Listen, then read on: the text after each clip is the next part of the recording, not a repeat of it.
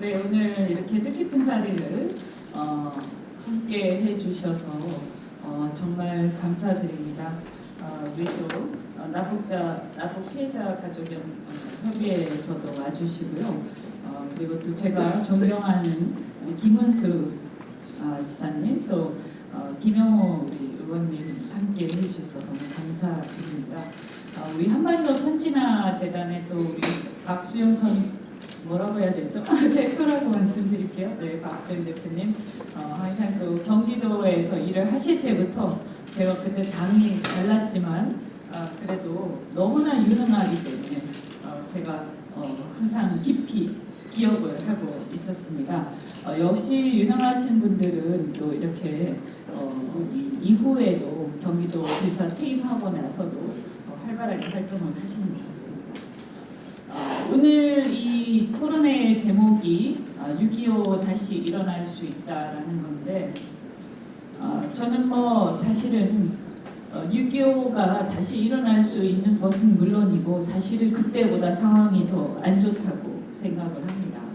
왜냐하면 그 당시에는 전 세계가 그래도 자유진영이 좀 똘똘 뭉쳐 있었고 어쨌든 간에 대한민국은 그 어떤 냉전 체제 하에서 어려운 부분들도 있었지만 어떻게 보면 그로 인해서 동북아에서 이 자유진영의 마지막 보루로서 전 세계의 지원을 등에 업고 우리가 나라를 또 지킬 수도 있었고 또 경제도 발전시킬 수 있는 그런 또 동력도 되었습니다.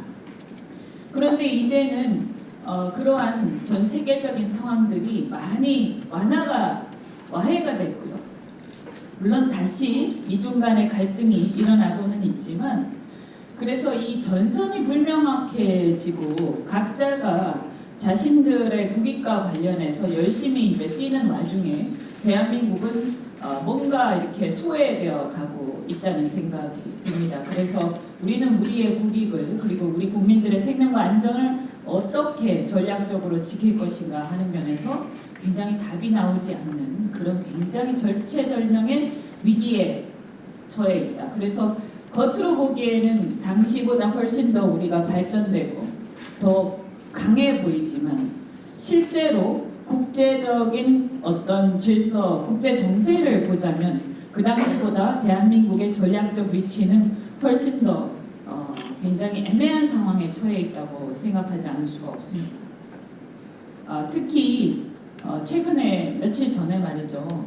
그 북한 어선이 남하를 해서 삼척항에 정박까지 하고 심지어는 그 전에 오늘 뉴스 보니까 울릉도까지 들렀다가 오고 그리고 삼척항에 정박해서 한참 동안 이런저런 활보 끝에 우리 주민들한테 휴대폰 좀 빌려서 우리 서울에 있는 이모한테 전화 좀 해야겠다.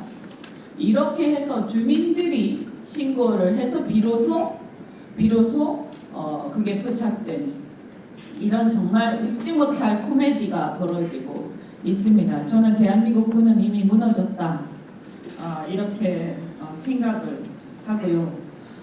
어떻게 보면 이것은 이미 지난 작년에 남북 군사 합의서 이후에 계속해서 조금씩 무너지고 있는 대한민국 군의 경계 태세를 상징적으로 보여주는 사건이라고 생각을 합니다. 과연 그런데 그 어선이 뭐였을까? 그리고 그분들의 왜 일부는 돌아가시고 북한으로 돌아가고 왜 일부는 남았을까? 북한으로 돌아가신 분들은 뭘까? 왜 그냥 보내줬을까? 충분히 조사를 하고 보내주는 것인가? 있을 수가 없는 일이라고 저는 생각합니다. 어떻게 이렇게 할 수가 있는가? 이게 나란가? 북한의 정체성을 두고 있는 나라가 아닌 이상 이렇게 할 수 없다. 그래서 저는 이런 생각이 들어요. 대한민국에 좌파와 우파가 있을 수 있지만 대한민국 안에서 공존할 수 있는 좌파란 무엇인가? 그래서 대한민국 안에서 대한민국의 건국과 대한민국의 정체성과 대한민국의 정체성을 부정하는 자들이 과연 좌파라는 이름으로 공존할 수 있는 것인가? 저는 외국의 유럽이나 미국이나 혹은 이 호주나 이런 쪽에 소위 좌파 정당에서 몸담고 있는 의원들을 많이 만나보고 대화를 나눴지만 국가적 전략과 국가 정신과 관련해서 자기 나라의 정체성을 부정하는 좌파는 저는 보지 못했습니다. 그래서 저는 사실은 대한민국 정치는 엄청난 개혁이 필요하다. 그런데 뭐냐? 소위 말해서 소위 좌파라는 이름 하에서 국가의 정체성과 정신까지 부정하고 건국의 이념과 어떤 건국의 역사까지 부정하는 세력들은 대한민국의 좌파가 아니라 반 대한민국 세력이라고 생각합니다. 그런데 그러한 반 대한민국 세력이 좌파라는 이름으로 또는 진보라는 이름으로 대한민국의 제도권 하에까지 들어와 있고 심지어는 그들의 지지를 받는 사람이 대통령이 되어서 며칠 전 현충일날 그 북한 정권의 훈장을 받고 6.25 남침에 상당한 공을 세운 김원봉이라는 전범을 축켜 세우면서 대한민국 국군의 꼴이라고 하는 이런 정말 모욕적인 발언을 대통령이 하셨습니다. 저는 충격을 받았는데 근데 또 이해할 수 없는 것이 왜 그날 아무도 그 자리를 박차고 일어나지 않았을까?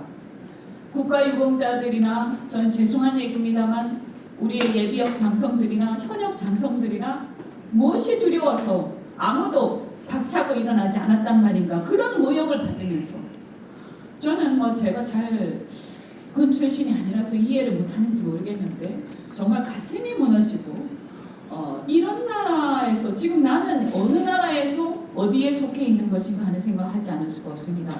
결국에는 대한민국은 역사상 위정자와 임금은 항상 나라를 뒷전에 두고 자기들끼리 싸우느라고 여념이 없었던 반면에 국민들이 항상 위기에 처했을 때 자기 자신의 생명과 가족과 재산을 지키기 위해서 국민들이 의병을 들고 의병이 되어서 일어나서 그래서 많은 국민들이 목숨을 잃었다고 저는 생각합니다. 아마 지금도 우리 대한민국의 국민들은 더 이상 정치권이나 이런 대한민국의 그 지도부 또는 리더들한테 기대할 게 없다라고 생각하고 내 재산을 경제 위기가 다가오는데 내 재산을 처분하고 회사를 처분하고 외국으로 이전하고 이제 나도 이민을 가야 되는 수밖에 없는가라는 아마 그런 고민을 하고 있는 국민들이 굉장히 많을 텐데 이것은 정말로 다시 그런 역사를 반복해서는 저는 안 된다고 생각하고 리더들이 앞장을 서야 된다고 생각을 합니다. 오늘 이 어떤 토론회를 통해서 이런 생각들을 모아내고 또 우리의 어떤 위기의식과 그 다음에 나라를 걱정하고 지키고자 하는 그런 의지를 다지는 계기가 되기를 정말로 바랍니다. 오늘 함께 해주신 우리 한반도 선진화 재단 그리고 관계자들 그리고 오늘 부여에서 또 많이 오셨다는데 부여 공주에서 정말 감사드리고 또 함께 해주시는 우리 예비역 장성들께도 정말 감사드립니다. 대한민국의 반 대한민국 세력들을 저는 가만히 두어서는 안 된다고 생각하고 대한민국을 사랑하는 좌우를 불문하고 대한민국의 국가 정체성과 정신을 지키고자 하는 사람들이 함께 들고 일어나야 한다고 생각합니다. 고맙습니다.